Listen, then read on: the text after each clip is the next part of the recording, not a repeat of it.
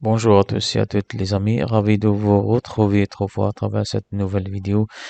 On va essayer de continuer à faire toujours des petites vidéos en domaine génie civil pour expliquer les choses et cette fois-ci particulièrement on va essayer de commencer à présenter la nouvelle réglementation parasismique algérienne RPA 2024. Bien sûr, qui sera appliqué, normalement c'est déjà appliqué à partir bien depuis le 1er janvier 2025, comme il est bien précisé au niveau du journal officiel.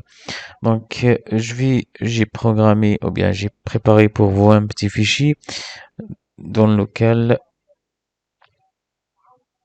voilà la présentation de l'RPA 2024. On va pas faire une présentation générale, on peut pas faire la présentation globale dans une seule vidéo, mais on va essayer d'accéder ou bien de commencer. Ok?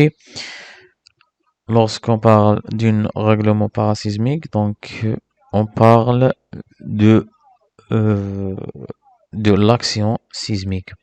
Si l'action sismique ou bien les charges dynamiques qui sera appliquée sur un bloc. Voilà, comme ici, il y a un bloc ou bien un bâtiment qui sera menacé ou bien qui sera chargé ou bien qui sera vibré à cause d'une action sismique. Bien sûr, dans deux sens, Vx et Vy. Donc, Vx, c'est l'action sismique dynamique selon XX et Vy, c'est l'action sismique selon l'axe Y. Ok, voilà. Aujourd'hui, essentiellement, on va essayer de vous présenter un des règles très importantes lorsque l'analyse ou bien l'étude génie civil pour un bloc ou bien pour un immeuble vis-à-vis le séisme. Donc, l'action sismique qui sera appliquée selon les deux sens Vx et Vy. Il y a trois méthodes comme l'RPA 2023, plutôt 2003, c'est presque la même chose. Donc, c'est pratiquement la même chose. Donc, même l'RPA 2024, il nous parle de trois méthodes de calcul. Il y a la méthode, voilà, il y a la méthode statique équivalente, il y a la méthode d'analyse modale spectrale, et il y a la méthode d'analyse dynamique par accélérogramme. Donc, généralement, le cas le plus courant, c'est généralement les ingénieurs travaillent avec la méthode dynamique modale spectrale puisqu'elle est applicable pour l'ensemble des cas. Ok, bien sûr, la méthode statique équivalente aussi, elle peut être utilisée comme la méthode d'analyse dynamique par accélérogramme, mais par exemple, la méthode statique équivalente, il y a des conditions à vérifier avant de l'appliquer. C'est pas toujours applicable, mais par contre, la méthode d'analyse modale spectrale, elle est toujours applicable. Et c'est pour ça, les gens, bien les ingénieurs, travaillent avec la méthode, la présente méthode. Donc, mais à condition pour chaque ingénieur, bien chaque étudiant, chaque technicien en génie civil qui va travailler, qui va faire une étude génie civil selon les règlements parasismiques algériens, et qui va utiliser bien sûr la méthode d'analyse modale spectrale qui sera basée sur un spectre de réponse euh, qui va générer une action sismique selon les deux axes. Ok, il y a une condition très importante. Il y a une condition très importante. Si vous allez travailler avec la méthode d'analyse modale spectrale, il faut pas oublier une condition très importante. Si l'action sismique, il faut assurer que l'action sismique qui sera appliquée par la méthode dynamique euh, modale spectrale, qui sera générée par un spectre réponse, elle doit être supérieure ou égale à 80% de l'action sismique générée dans les deux sens par la méthode statique équivalente.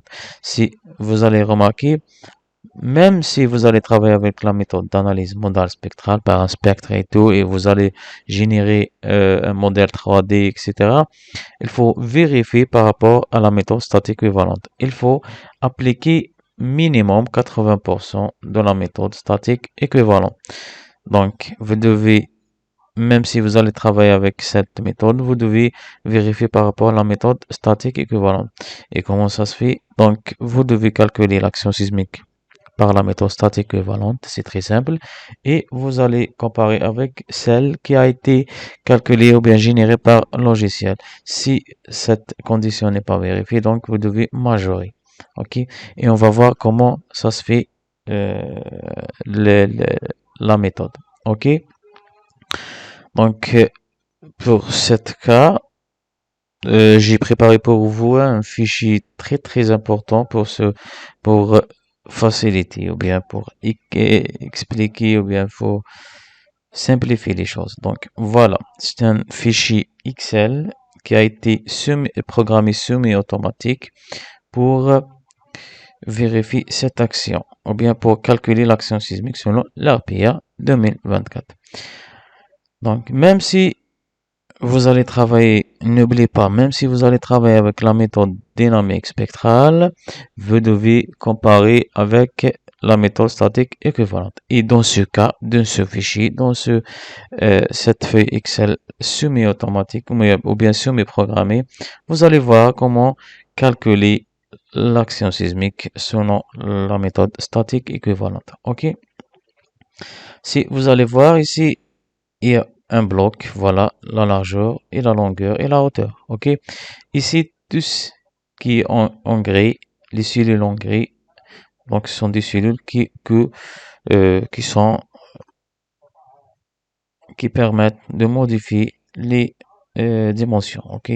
Par exemple 24, etc. Vous devez juste remplir ici les données de votre bloc, la longueur, la largeur, etc. Ok? Et puis, l'action sismique sera calculée V est égal lambda fois l'action sismique du spectre S AD divisé par rapport à T, la période fois W, le poids. Ok. Donc, une fois vous allez faire l'action sismique, vous allez remplir l'action sismique selon X, vous allez avoir Vx et selon Y, vous allez avoir Vy. Donc Vx et Vy, ça sera comparé avec Vx et Vy générés par le modèle 3D ou bien euh, par le spectre de réponse. Voilà les cas qui sont bien mentionnés au niveau de l'RPA 2024. Voilà les cas comment calculer l'action sismique par rapport à la période fondamentale ou bien la période de calcul du bloc et par rapport aux périodes du site pour chaque site. Ok. Ici, c'est la classification de l'ouvrage ou bien d'abord de la zone sismique selon l'RPA 2024 et si cette zone. Donc ici, vous devez cocher votre zone, par exemple zone très élevée, et vous allez avoir le coefficient 1. Ici, ce sont des cellules bien protégées pour ne pas avoir des problèmes. Donc, et le coefficient d'importance, c'est l'importance, la classification de l'ouvrage, comme l'RPA 2003, c'est presque la même chose. L'importance vitale, l'importance de grande importance, moyen, par exemple l'habitation, et faible importance. Donc ici, vous devez cocher votre catégorie de l'ouvrage. Ok.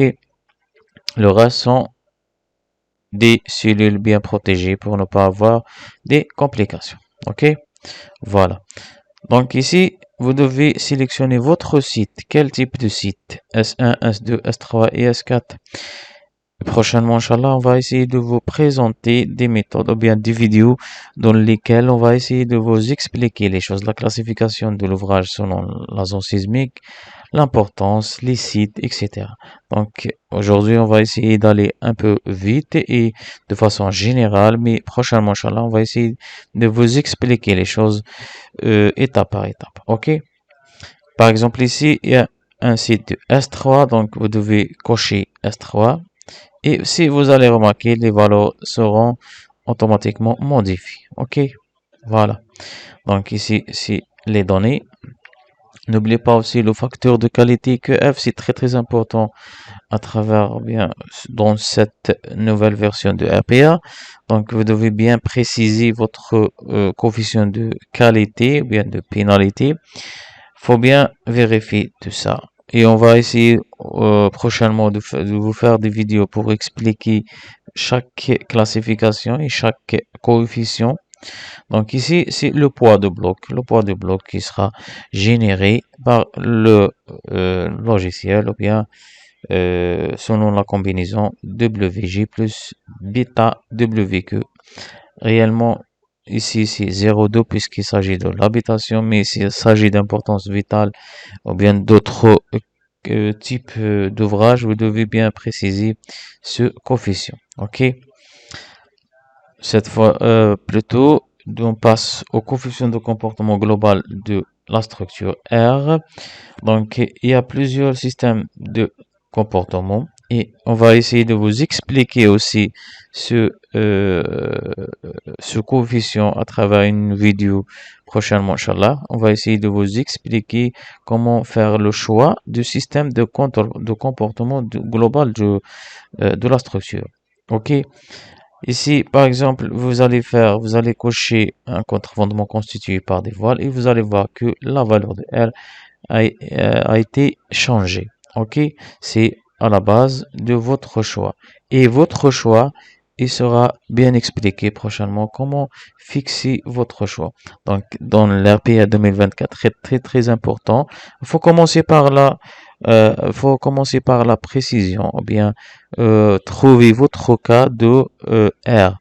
R, c'est le coefficient de comportement global de la structure et de ce coefficient, vous devez commencer à programmer ou bien à classifier votre ouvrage. OK?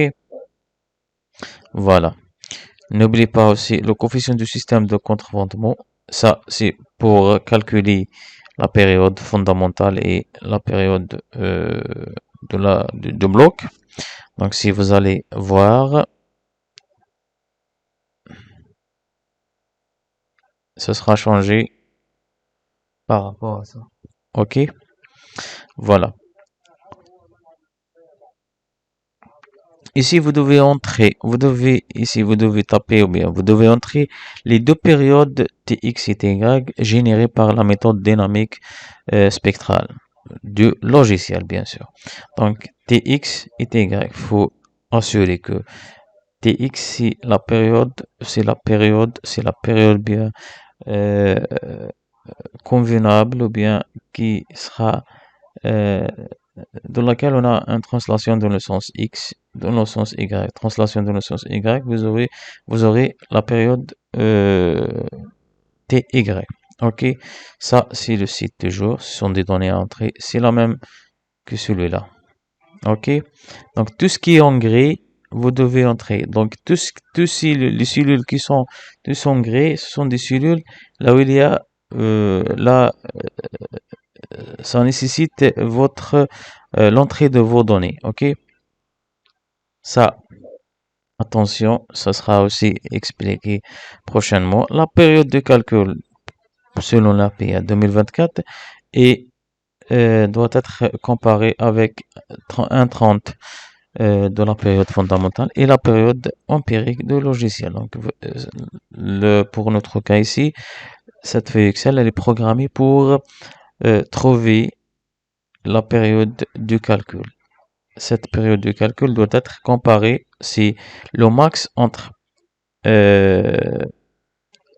si la période T empirique est inférieure à 1,30 T fondamentale, donc il va travailler avec celle-ci, l'analyse, la période empirique, sinon, plutôt numérique, sinon, il va travailler avec 130 ou bien 1,30% de la période fondamentale. Et ça sera bien sûr expliqué prochainement, Inch'Allah, à travers une nouvelle vidéo.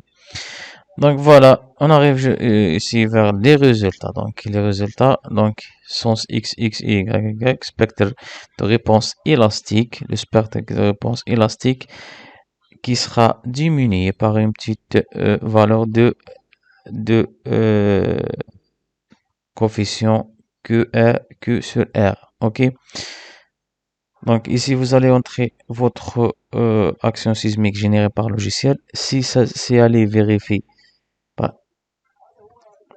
elle sera ici vérifiée. Sinon, elle n'est pas vérifiée. Donc, ça sera non. Et vous aurez ici le coefficient de majoration. Donc, vous allez aller à logiciel et vous allez multiplier l'accélération par 1,33. OK? Donc, vous allez trouver ce fichier en la description des vidéos et prochainement, on va continuer à vous expliquer les choses. Merci autrefois pour votre attention et au revoir.